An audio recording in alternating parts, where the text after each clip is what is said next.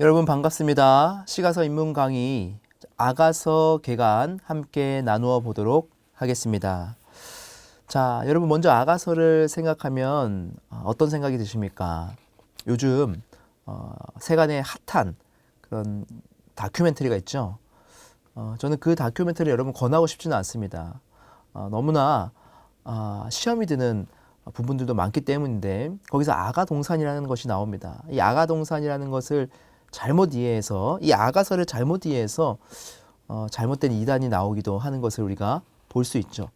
여러분 그래서 우리가 성경을 바로 이해하는 것이 너무나 중요하다라는 것을 다시 한번 강조하고 싶습니다. 자, 이 아가서를 볼까요? 히브리어로 보면 쉬르, 하시림, 아세르, 르샬로몬이라고 하는데 솔로몬의 노래들 중에 노래다라는 겁니다. 솔로몬이 많은 노래들을 만들었죠. 그 노래들 중에서도 너무나 아름다운 노래다. 그래서 이 아가서다. 그죠? 영어로 보면 Song of Song, 노래 중에 노래. Song of Solomon, 솔로몬의 노래다. 한글로는 아름다운 노래라고 볼 수 있습니다. 자, 그럼 이 아가서의 저자는 누구일까요? 뭐 여러 가지 견해들이 있습니다. 여러 가지 견해들이 있지만 가장 전통적인 견해를 여러분들에게 소개를 하자면 솔로몬이라고 볼 수 있습니다. 이 아가서에는 왜냐? 솔로몬이라는 단어가 구체적으로 계속해서 언급이 되고 있죠. 물론 솔로몬이 본인이 쓰지 않았을 수도 있지만 그래도 우리는 이 솔로몬이 썼을 것이다. 우리는 그렇게 보는 것이 가장 전통적인 견해입니다. 자, 솔로몬은 1005편의 노래를 지었죠. 그리고 식물과 동물 세계에 대한 해박한 지식이 있다고 열왕기상 4장 32절부터 32절에 보면 나와 있습니다. 너무나 이 아름다운 노래를 지었던 사람도 아주 지혜로운 사람이었을 것이다. 그래서 솔로몬이지 않을까 우리는 그렇게 보는 것이죠. 자, 언제 그러면 지었을까요? 자, 우리가 솔로몬이 지었다고 가정을 한다면 솔로몬의 통치의 초기였을 것이다. 아주 젊은 남녀의 사랑을 그리고 있으니까 이 솔로몬이 아주 젊었을 때 지었을 것이다 봅니다.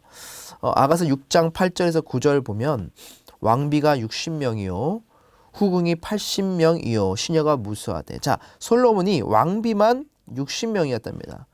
후궁이 80명이었답니다. 그 당시에. 하지만 내 비둘기 내 완전한 자는 하나다. 내가 많은 후궁과 또한 왕비와 후궁들이 있지만 그 중에서 너가 나의 진정한 사랑이다. 지금 그렇게 지금 노래를 하고 있는 겁니다. 자, 이 아가서의 그런 배경은 어떻게 되는가? 아가서를 보면 이 지명들이 굉장히 많이 나옵니다. 이제 시적으로 풍부하게 이제 설명을 하고 묘사를 하기 위해서 그 지명들을 많이 가져온 것 같아요. 그래서 15곳 정도의 지명이 나오는데 예루살렘, 게달, 엔디게, 샤론, 베데르산, 레바논, 길르앗산, 아마나, 스닐, 헤르본, 딜사, 헤스본, 다메섹, 갈멜산, 발하본 막 이렇게 많이 나오는데요. 그 중에서도 이제 딜사, 예루살렘이 주요 배경이지 않을까 봅니다. 아가서 6장 4절에 보면 내 사랑아 너는 딜사 같이 어여쁘고, 딜사가 굉장히 아름다운 곳이었던 것 같아요. 그리고 예루살렘 같이 곱고 이렇게 표현을 하고 있습니다. 자, 이 딜사는 북쪽의 중심 도시입니다. 자, 솔로몬이 이후에 이제 나라가 분열이 되면서 사마리아와 또 이스라엘 이렇게 나눠졌잖아요. 그죠? 그때 이 북쪽의 중심 도시가 디르사였습니다. 북왕국 이스라엘의 수도가 디르사. 그리고 남왕국 유다는 예루살렘. 이렇게 우리가 나누었기 때문에 아주 중요 도시에서 만들어지지 않았을까 그렇게 보는 것이죠. 사진을 한번 보면 디르사가 여기입니다. 좀 작아서 잘 보이실지 모르겠지만 여기가 디르사고요. 그리고 여기가 예루살렘, 또 시온이라고 부르는 예루살렘입니다. 다른 지역들은 여러분 한번 보시면 참고하시면 되겠습니다. 자, 이 아가서에 또 중요한 부분이 있는데 화자를 구분하는 겁니다. 아가서를 해석하는데 굉장히 어려운 부분이 있다면 이제 화자를 어떻게 설정할 것인가에 에 대해서 우리가 볼 수 있는데요. 먼저 두 주인공 견해가 있습니다. 먼저 그 아가서는 술람미 여인과 솔로몬 이 주인공이 두 명이었을 것이다. 그리고 예루살렘의 딸 합창단이 있었을 것이다. 우리가 이렇게 볼 수도 있고요. 그리고 어떤 견해는 주인공은 세 명이다. 술람미 여인과 그리고 목동. 이 목동은 술람미 여인의 또 다른 여인. 술람미 여인의 여인이 있었을 것이다. 연인이 있었을 것이다. 그리고 이제 솔로몬이 있다. 이 솔로몬은 이 여인의 목동에 대한 사랑을 자신에게 돌리려고 하는 그런 역할이었을 것이다. 그 예로 아가서 1장 7절에 보시면 내 마음으로 사랑하는 자야. 자, 솔로몬이 지금 술람미 여인을 내가 너를 사랑해. 그러면서 내가 양치는 곳과 정오에 쉬게 하는 곳을 내게 말하라. 이제 양치는 곳과 너가 쉬는 곳을 나에게 좀 말해줘. 내가 솔로몬이 내가 내 친구 그 목동의 양떼 곁에서 어찌 얼굴을 가린 자 같이 되랴. 내가 어떻게 숨어서 너를 훔쳐볼 수 있겠냐. 그것을 좀 말해줘라. 이렇게 지금 표현을 하고 있는 겁니다. 자, 이것을 보면서 솔로몬이 목동을 좀 질투하고 있지 않는가. 뭐 그렇게 표현을 하기도 한다는 것이죠. 자, 전통적인 견해에서 볼 때 우리는 두 주인공 견해를 쫓아갑니다. 자, 두 주인공 견해를 우리가 보면 이렇게 우리가 나눌 수 있습니다. 표제가 있고 술람미 여인이 먼저 말을 하고 그 다음에 솔로몬이 대답합니다.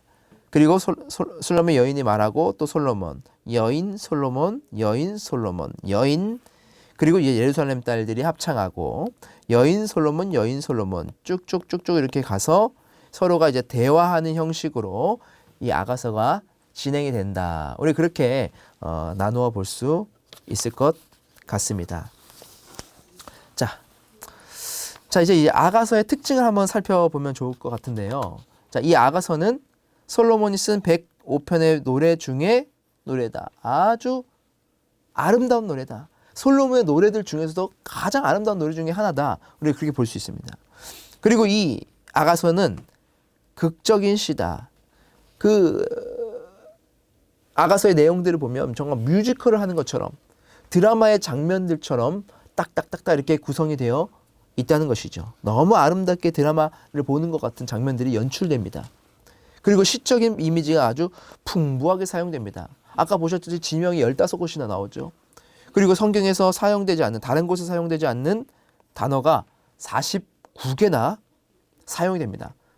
여러분 시를 우리가 볼 때도 평소 쓰지 않는 말들을 많이 쓰지 않습니까? 더 시적으로 풍부하게 하기 위해서 마찬가지입니다. 아가서에서도 49개의 한 번도 다른 곳에 쓰지 않았던 단어들이 지금 이곳에서 쓰여진다는 것이죠. 얼마나 시적인지 우리가 알 수 있습니다.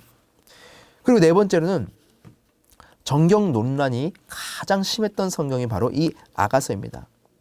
이 아가서는 교회 역사 그 300년, 첫 300년 동안 이 정경 논쟁이 아주 심했습니다. 왜냐? 이 아가서에는 하나님이란 단어가 한 번밖에 나오지 않는다. 그런데 어떻게 이것을 정경에 넣을 수 있는가? 자, 이 정경이라는 것은 여러분 성경 지금 66권이지 않습니까? 이 66권 안에 들어가는가 마는가? 외경으로 빼야 되는가? 아니면 정경으로 들어가는가? 이것을 말하는 겁니다. 자, 여기서 이 하나님이라는 단어가 한 번 쓰였다. 그런데 넣을 수 있는가? 그리고 이 아가서를 인용하는 성경이 없다는 겁니다. 여러분 다른 성경들을 보면 다른 성경에서 했던 그 내용을 가지고 와서 인용해서 또 쓰지 않습니까? 그런데 이 아가서를 인용하는 성경이 없다는 거죠. 그래서 이것을 정경을 넣을 수 있는가 아주 치열한 공방전이 있었습니다. 하지만 하나님께서는 이 아가서를 정경에 넣게 하셨습니다. 하지만 상당수의 사람들은 실제로 이 아가서를 보면 여러분 굉장히 에로틱한 내용들이 많이 나오지 않습니까? 남녀 간의 어떤 사랑에 대한 그 직설적인 내용들이 담겨 있지 않습니까? 그래서 어떻게 성경에 거룩한 이 성스러운 성경에 이러한 것들이 들어갈 수 있을까? 그런 충격을 받기도 하는 것이죠. 그래서 이것을 또 중간에 아가서를 빼려고 하는 시도들도 아주 간헐적으로 있었습니다. 예를 들어서 16세기 스페인에서는 단순히 이 아가서를 이 스페인어로 번역을 했다고, 그때 번역한 사람이 프라이 루이스 레옹 교수라는 분인데, 이분이 이것을 아가서를 이 스페인어로 번역을 했다고 이분을 학교 밖으로 추방을 하고, 그리고 4년간 옥고를 겪게 하는 일도 실제로 있었답니다. 그만큼 정경 논란이 심했던 그런 성경이었습니다. 하지만 하나님께서 이 아가서를 주신 이유가 분명히 있겠죠. 지금도 66권으로 전해져 내려오는 이 정경 안에 있는 것은 하나님의 메시지가 이 안에 담겨 있다는 것입니다. 그것이 무엇일까요? 인간의 사랑에 대한 적절한 관점을 제공하고 있습니다. 우리 인간이 살아갈 때에 하나님께서 주신 그 성, 그리고 그 사랑, 이것을 우리가 어떻게 볼 것인가? 이 아가서를 통해서 우리가 그 관점을 볼 수 있습니다. 그리고 쾌락주의나 금욕주의 양극단을 피하게 합니다. 어떤 기독교 집단이라고 할까요? 어떤 집단은 완전 금욕주의로 갑니다. 그래서 성적 생활 절대 하지 말아라. 너는 완전히 거룩해야 된다. 근데 그것이 진짜 거룩한 겁니까? 하나님께서는 우리에게 주신 성을 사용하도록 하셨습니다. 그죠? 금욕주의는 잘못된 거다. 하지만 그렇다고 해서 너희가 이것을 너희 마음대로 사용해도 된다? 그것도 아닌 것이죠. 쾌락주의도 아닌 것이죠. 이 양극단을 피하게 하는 그런 이 아가서만의 역할이 있는 겁니다. 자, 그럼 이제 들어가 볼까요? 이 아가서의 주제는 무엇인가? 하나님께서 우리에게 아가서를 주신 이유는 무엇인가? 먼저 남녀 간의 사랑의 고귀함과 기쁨을 우리에게 알려주고 싶으신 겁니다. 성은 무엇입니까? 하나님께서 우리에게 주신 것이죠. 성을 주셨다는 것은 성을 통해서 우리가 만끽할 수 있는 즐거움과 욕구들도 있습니다. 그래서 하나님께서는 남편과 아내 사이에 순결한 성적 관계에 대한 지침을 이 아가서를 통해서 우리에게 주셨다는 것은 이상할 것이 없습니다. 여러분, 성이라는 것은 악한 걸까요? 선한 걸까요? 악한 것도 아니고 선한 것도 아닙니다. 우리가 성을 악하게 사용하면 악한 것이 되겠죠. 하지만 선을 아름답게 사용하면 선한 것이 되겠죠. 동전의 양면과 같습니다. 돈도 마찬가지죠. 돈을 여러분 나쁜 겁니까? 아닙니다. 돈을 악하게 사용하면 나쁜 것이 되는 거고, 돈을 선하게 사용하면 선한 것이 되는 것이죠. 마찬가지라는 것입니다. 하나님께서 주신 이 성을 우리가 아름답게 사용할 때 그것은 우리에게 기쁨이 될 수 있는 것이고 사랑의 고귀함을 표현할 수 있는 것이 된다는 겁니다. 그것을 우리가 결혼이라는 울타리 안에서 사랑하는 법을 주님께서 가르쳐 주시기 위해서 이 아가서를 우리에게 주셨다. 우리 그것을 기억해야 한다는 것입니다. 그리고 이 남녀간의 하나됨, 이 창조시작 안에서 남녀간의 하나됨을 우리에게 가르치고 있는데, 아가서의 주제는 에덴 동산의 원초적 사랑으로 거슬러 올라갑니다. 그곳에서 남자와 여자는 벌거벗죠. 하지만 부끄러워하지 않습니다. 수치심도 없고 죄의식도 없습니다.